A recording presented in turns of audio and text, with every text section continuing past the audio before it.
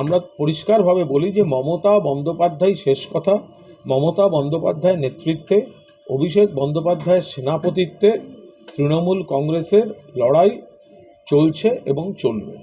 এবার কে কি পোস্ট করেছেন সেটা এই মুহূর্তে আমার পক্ষে বলা সম্ভব না। আমি আপনাদের সঙ্গে যখন কথা বলছি আমার ফোনটা আমি অফ করে রেখেছি, ফলে আমি এটা শুনলাম। এরপরে যখন ফোন চালু করব আমি নিশ্চয়ই ফেসবুক ঘেঁটে দেখব যে এই ধরনের কি আছে।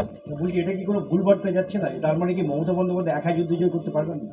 সেনাপতি এসছে বলে না, আমি কে কি পোস্ট করেছেন আমি বলতে পারবো না। আমি আবার বলছি, মমতা বন্দ্যোপাধ্যায়ের নেতৃত্বে, অভিষেকের সেনাপতিত্বে তৃণমূল কংগ্রেস চলছে এবং চলবে।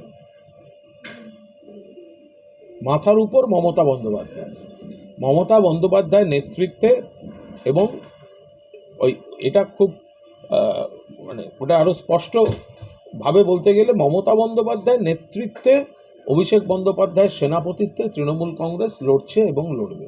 ফলে যে বা যারাই পোস্ট করুন তার সম্পূর্ণ বার্তাটা থাকলে আরও ভালো হয়। এটা কি আপনি সমর্থন করছেন যে পোস্টটা? কোনটা? এই যে পোস্ট, সেনাপতি ছাড়া যুদ্ধ জয় অসম্ভব।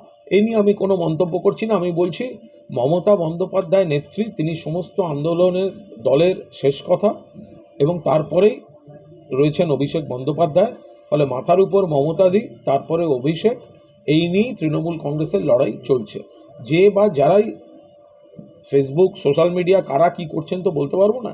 এই কমপ্লিট মেসেজটা থাকলে কোনো ভুল বোঝাবুঝি হয় না।